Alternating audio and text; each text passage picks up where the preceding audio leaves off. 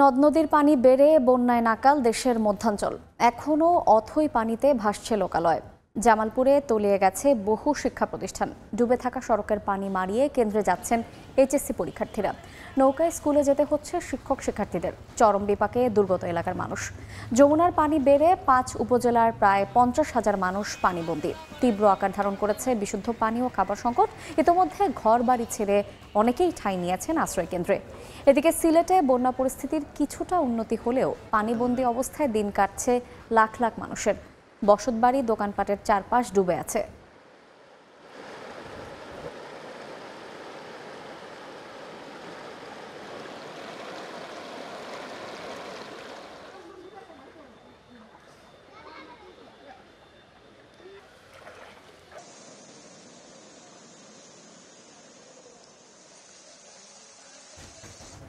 বন্যা পরিস্থিতির সবশেষ অবস্থা জানাতে সিলেটের বালাগঞ্জে আছেন ইকরামুল কবির এবং জামালপুরের ইসলামপুরে আছেন জাহাঙ্গীর আলম।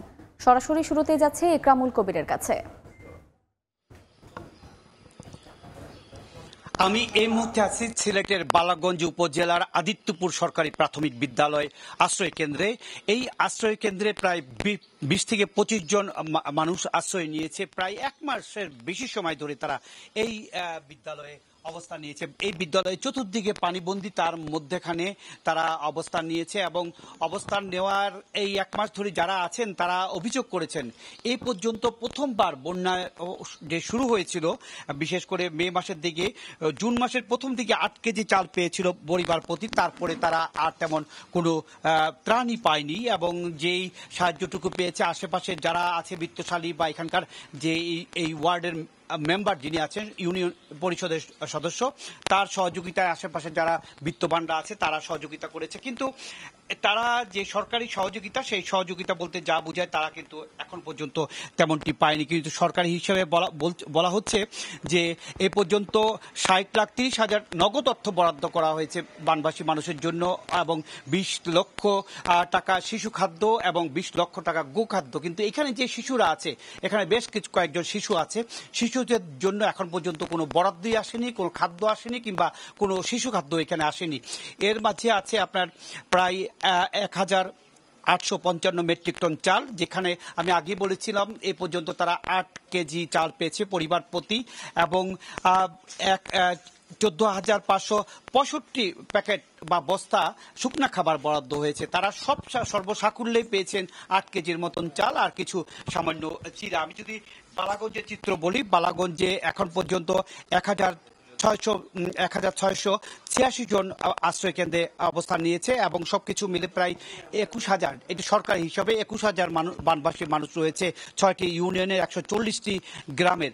কিন্তু সরকারি যে হিসেব, সরকারি যে বরাদ্দ, সরকারি যে অনুদান, সবকিছু মিলে এখানে এসে কিন্তু তার ভিন্ন আমরা চিত্র দেখছি। এই আদিত্যপুর সরকারি প্রাথমিক বিদ্যালয়ে এখানে যারা আছেন তারা প্রায় 1 মাসেরও বেশি সময় ধরে বৃদ্ধ, বিভিন্ন নারী পুরুষরা এখানে অবস্থান নিয়েছে। কিন্তু তাদের যেই সাহায্য সহযোগিতা করছেন স্থানীয় ইউনিয়ন পরিষদের যে সদস্য আছেন এই ওয়ার্ডে, তিনি বিভিন্ন জনের কাছ থেকে এনে, বিভিন্ন বিত্তশাল থেকে এনে, তার আত্মীয় স্বজনের কাছ থেকে এনে সাহায্য করছে। কিন্তু সরকারি অনুদান তারা তেমন কোনো কিছু পাচ্ছে না। মোটামুটি বালাগঞ্জ সহ সিলেটের যে 7টি উপজেলার মানুষ পানিবন্দী অবস্থায় আছে, তাদের প্রত্যেকের চিত্র কিন্তু এই আদিত্যপুর সরকারি প্রাথমিক বিদ্যালয়ের মতন। মোটামুটি এই ছিল বালাগঞ্জের আদিত্যপুর সরকারি প্রাথমিক বিদ্যালয় আশ্রয় কেন্দ্রের যেই চালচিত্র। এবার আমি চলে যাচ্ছি জামালপুরের বন্যার পরিস্থিতি জানার জন্য। সেখানে রয়েছেন আমাদের সহকর্মী জাহাঙ্গীর আলম, তিনি জানাচ্ছেন সেখানকার সর্বশেষ পরিস্থিতি। আমি যদি জামালপুরের বন্যা পরিস্থিতির খবর বলি, তো জামালপুরের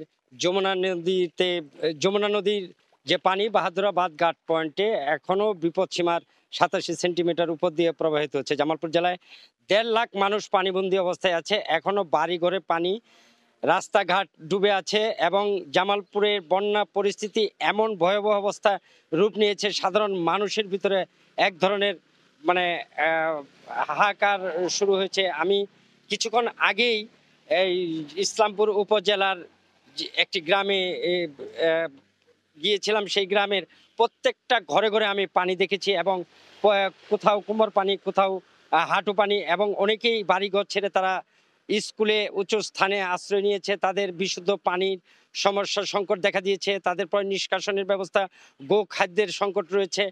এই মানুষগুলি এখন মানে তাদের সাহায্য সহযোগিতার জন্য এক ধরনের হাহাকার তাদের ভিতরে আমি দেখতে পেয়েছি। এদিকে জামালপুরের কিন্তু 214টি বিদ্যালয় বন্যার পানি প্রবেশ করায় বন্ধ করে দেওয়া হয়েছে। এবং এই জামালপুর জেলার আপনি জানেন যে এখন আমন বীজ চারা রোপণ করা হয়েছে, শত শত একর বীজতলা এখন পানির নিচে, পাট পানির নিচে তলিয়ে আছে। এখন মানুষের কর্মহীন মানুষ যারা কর্ম করে দিনপাত করতেন, শ্রমিক কাজ করতেন, তারা কিন্তু মাঠ পর্যায়ে কাজ না থাকার কারণে তারা কর্মহীন হয়ে পড়েছেন। তাদের ঘরে খাদ্য নেই, তাদের অর্থ নেই। সবকিছু মিলিয়ে জামালপুরে যে বন্যা পরিস্থিতি, এই জামালপুরের বন্যা পরিস্থিতি ভয়াবহ আকার ধারণ করেছে। এই ছিল জামালপুর থেকে আমার কাছে বন্যা পরিস্থিতি সর্বশেষ। জামালপুর এবং সিলেট থেকে বন্যা পরিস্থিতির সবশেষ খবর জানাচ্ছিলেন সহকর্মীবৃন্দ।